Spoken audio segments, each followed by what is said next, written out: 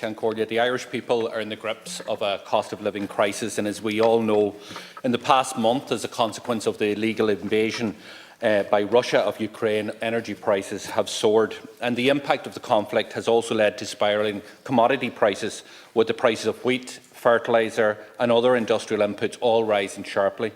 And in the current context, it's easy to forget that the cost of living crisis predates this conflict, with rents and energy prices both rising, with terrible consequences for renters, for workers and for families.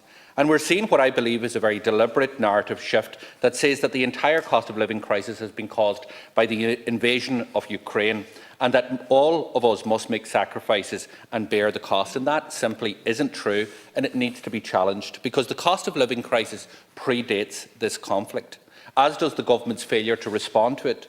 In December, prices had risen by 5.7%, with energy prices up 27% and home heat and oil up 53%.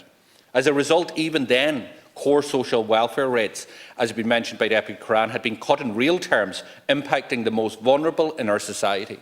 And the government rejected Sinn Féin's request that they respond. And I have said so before, the cost of price rises will not be borne by everyone equally. As always, low and middle income households will bear the greatest costs in all of this, with the wealthiest being bearing the least unless action is taken. So inflation hits those on lower incomes hardest. As a proportion of your income, the lowest income households spend 3 times more on fuel and energy than does the top 10%. So workers and families are facing difficult choices. Their incomes are being squeezed, their pockets are burned.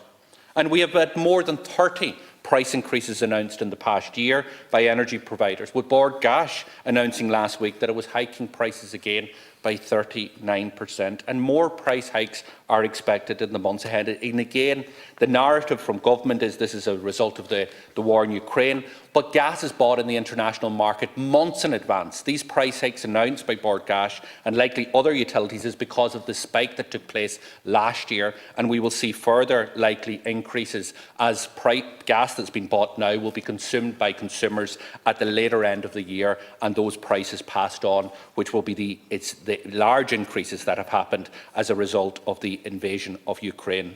Home heat and oil has increased by €600 for 1,000 litres since the start of the year. Since the start of the year alone, €600. And the response from government, what has it been? It's been bizarre.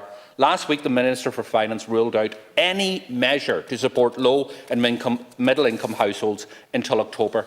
And separately, we have a government party knowingly spreading disinformation online and on the airwaves by falsely claiming that it could not reduce excise on home heat and oil and support households when in fact it could. And it's a pity that Minister Colin Brophy has left the chamber, because this would be an opportunity for him to withdraw his accusations against me that I was lying on the national airwaves when I claimed that there was excise duty on home heat and oil, because I'm sure he read the Journal's facts find and the comment from the Department of Finance and from Revenue to clarify that Sinn Féin are right and the government are wrong in this regard. And none of that means much to people. What they want is the cost driven down, and this shows that there could be further action taken from government. We have a Green Party leader telling people to slow down, while another minister has told us, sitting across the table or across the floor here, to stop complaining and to shop around. And that's the arrogance that we're getting from a government that is out of touch when people are really, really suffering. So I'm asking the government to wake up to the cost of living crisis that workers and families are suffering, and to support them. And that's what this motion does, Minister. It is to start by removing excise duty on home heat and oil to support families who are struggling to heat their homes. And this alone would reduce the cost of a fill by €100, to move as far as it can on the cost of diesel and petrol, with further reductions on excise duty, and to win a special derogation to reduce the level of VAT applied to household energy bills. Sinn Féin have been calling on the government to negotiate with the Commission on this issue since September of last year, and on each occasion the government has ruled it out.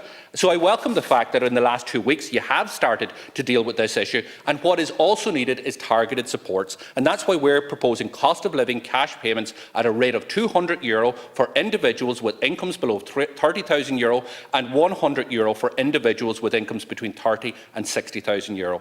My colleague has mentioned the suite of measures we need from the Department of Social Protection to protect those most vulnerable. This motion is a call to action, and I ask those on all sides of the House to respond and support the workers and families who are greatly in need at this time.